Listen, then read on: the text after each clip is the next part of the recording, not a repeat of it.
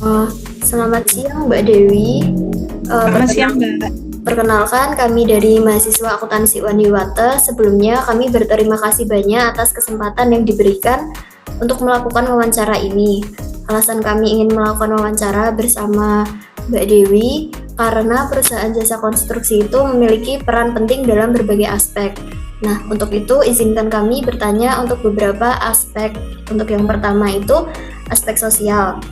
Pertanyaan pertamanya, apa strategi perusahaan untuk memastikan partisipasi dan dukungan masyarakat dalam proyek konstruksi yang dijalankan?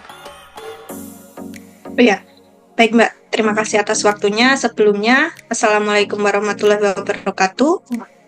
Waalaikumsalam warahmatullahi wabarakatuh. Perkenalkan dulu, nama saya Dewi Rahmawati, biasanya dipanggil Dewi. Saya bekerja di Citra Kartika Konstruksi, sesuai dengan namanya, berarti di bidang konstruksi ya Mbak. Terima kasih sudah memilih perusahaan kami. Langsung saja ke pertanyaan yang pertama, tadi di aspek sosial. Gimana Mbak strategi perusahaan?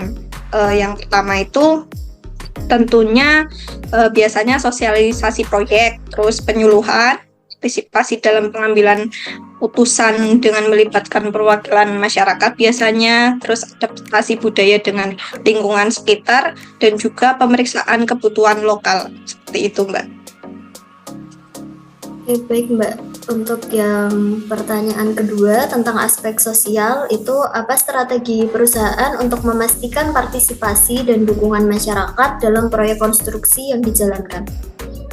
Oh ya, biasanya itu merencanakan dan dikomunikasikan di awal sebelum melanjutkan kerjaan. Biasanya kami melakukan perencanaan yang matang dan komunikasi itu dengan masyarakat tentunya, biar tidak menjadi miskomunikasi, karena komunikasi itu sangat penting. Selain itu juga penilaian dampak sosial yang membantu kami memahami area yang mungkin terpengaruh dan merencanakan mitigasi yang sesuai, seperti itu. Terus ada terkait jadwal kerja biasanya, terus manajemen lalu lintas seperti memberikan rambu-rambu supaya masyarakat juga mengetahui bahwa di situ ada pekerjaan proyek, seperti itu Mbak. Oke, baik Mbak. Untuk yang pertanyaan keduanya, bagaimana perusahaan CP Citra Kartika ini menangani dampak sosial yang mungkin timbul dari proyek konstruksi, misalnya seperti gangguan terhadap kehidupan sehari-hari? Kalau yang seperti itu, seperti yang saya tadi bilang, kalau gangguan sehari-hari itu kan biasanya kalau ada proyek itu pasti lalu lintas juga terganggu ya Mbak. Seperti kayak kalau kita ngasih untuk logistik lokasi proyek tersebut, pastinya jalanan masyarakat di situ juga terganggu, makanya kita pasang rambu lalu lintas. Pertanyaan selanjutnya tentang aspek pasar dan pemasaran. Untuk yang pertama itu siapa saja sih Mbak segmen pasar utama yang menjadi target layanan CV Citra Kartika ini? Biasanya sih pemerintah dan instansi publik seperti kayak rumah sakit, sekolah, pembangunan kampus gitu-gitu. Atau enggak seperti pemilik properti individu, keluarga, rumah gitu-gitu. Baik, untuk selanjutnya, apa strategi pemasaran yang efektif untuk menarik klien dalam industri konstruksi yang sangat kompetitif ini? Oh ya, kalau menurut kami yang paling menarik itu dari segi nilai harga. Karena jika harga kita bersahabat, akan menarik banyak untuk kita gitu, untuk konsumen.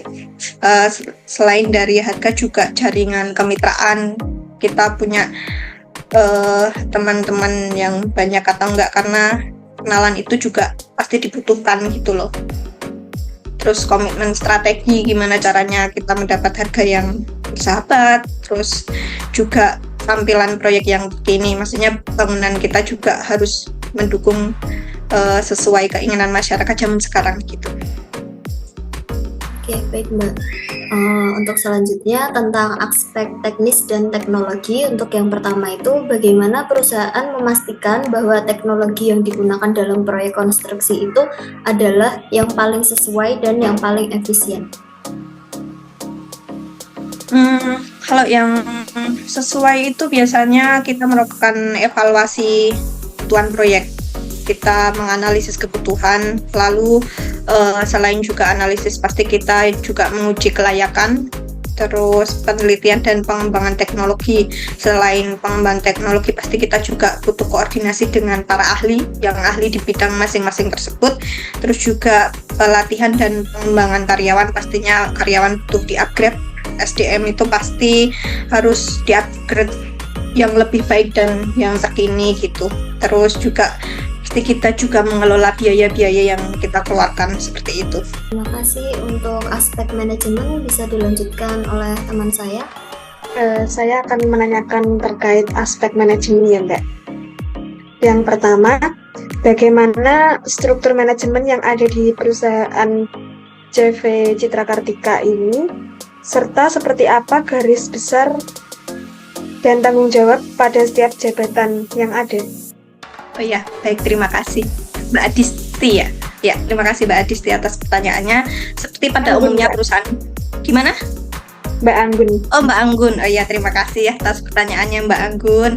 Seperti pada umumnya perusahaan gitu loh, pasti kita juga punya susunan organisasi. Yang pertama itu pasti ada direktur utama yang jelas gitu loh, seperti ada yang lainnya. Dan itu juga direktur itu memiliki job desk untuk mengurus strategi perusahaan ini mau dibawa kemana ke depannya gitu loh pastinya gitu. Selain ada direktur utama juga kita ada divisi keuangan yang tentunya mengurus keuangan perusahaan. Selain itu juga ada direktur operasional yang seharinya itu pasti mengurus operasional sehari-hari perusahaan itu bagaimana manage gitu. Terus selain itu juga ada manajer proyek, departemen, serta ada staf dan keuangan. Biasanya staf itu ya untuk membantu para direktur tersebut gitu supaya perusahaan tetap berjalan kondusif dan sesuai target yang pasti. Selanjutnya, bagaimana perusahaan kontraktor mengelola proyek dari tahap perencanaan hingga penyelesaian? Biasanya itu yang pertama perencanaan, menilai kebutuhan, menyusun rencana proyek, serta menandatangani kontrak. Terus setelah itu desain, pasti kita mendesain karena kita kontraktor gitu. Terus persiapan bahan, mobilisasi, sudah gitu. Terus pelaksanaan. Selain itu juga koordinasi rutin. Terus mengendalikan risiko itu mengidentifikasi dan menangani masalah. Terus penyelesaian masalah tersebut, solusinya gimana? Selanjutnya, apa strategi manajemen risiko yang diterapkan untuk meminimalkan potensi hambatan dalam proyek konstruksi ini? Ya, biasanya diidentifikasi dulu resikonya. Di tahap awal kan memilah-milah gitu loh Mbak, ini resikonya sangat berat atau enggak gitu. Terus menilai dampaknya, kemungkinan resikonya itu nanti kedepannya gimana, terus merencanakan solusinya gimana, terus pengawasan kontrol. Kalau udah ada solusi pasti kita lakukan yang terbaik, terus kita kontrol gitu.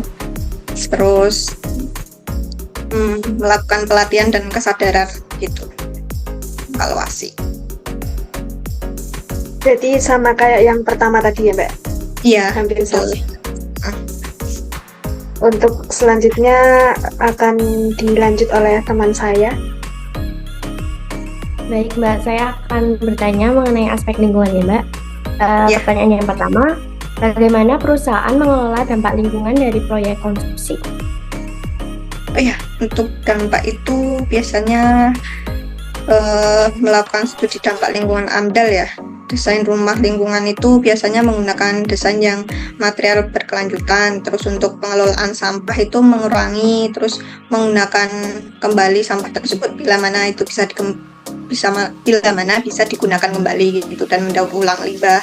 Terus terkait mengontrol polusi itu juga mengurangi debu dan kebisingan. terus manajemen air, mengelola air hujan dan limbah dengan baik gitu. Terus pelatihan, meningkatkan kesadaran pelatihan tentang praktik ramah lingkungan. Baik, pertanyaan berikutnya, apakah perusahaan memiliki kebijakan khusus terkait keberlanjutan lingkungan dalam pelaksanaan proyek? Untuk kebijakan itu pastinya ada kebijakan lingkungan itu, contohnya seperti komitmen terhadap standar lingkungan seperti ISO. Kami memiliki ISO dengan nomor 14001 gitu. Terus selain itu juga ada desain hijau, maksudnya menggunakan desain yang material ramah lingkungan. Terus pengelolaan sumber daya itu efisien energi dan pengelolaan air. Terus pengelolaan limbah itu program daur ulang dan pengurangan limbah. Pelatihan, memberikan pelatihan tentang praktik berkelanjutan seperti itu. Dan audit dan laporan itu menggunakan audit lingkungan dan menyusun laporan berkelanjutan.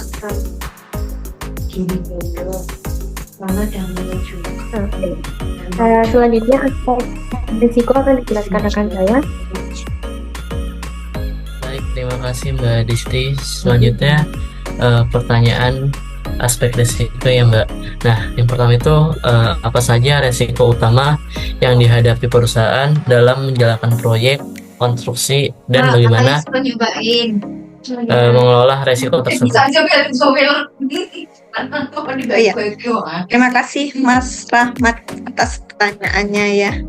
Untuk risiko utama yang dihadapi perusahaan itu biasanya keterlambatan jadwal waktu ya, Indonesia biasa. Gitu. Jadi untuk mengelola dan perencanaan rincian, jadi jadwalnya harus terinci dan bisa tepat terkait waktu. Terus biasanya itu juga ada over budget. Itu biasanya kita mengendalikan dengan anggaran yang tepat, pantauan biaya dan cadangan anggaran gitu pastinya. Terus selain itu juga kualitas pekerjaan. Kita harus di perusahaan kita harus menjamin kualitas dengan standar kerja yang jelas, pengawasan berkala dan uji kualitas. Selain itu juga keselamatan kerja itu yang utama. Terus ada risiko lingkungan dan masalah hukum yang lainnya.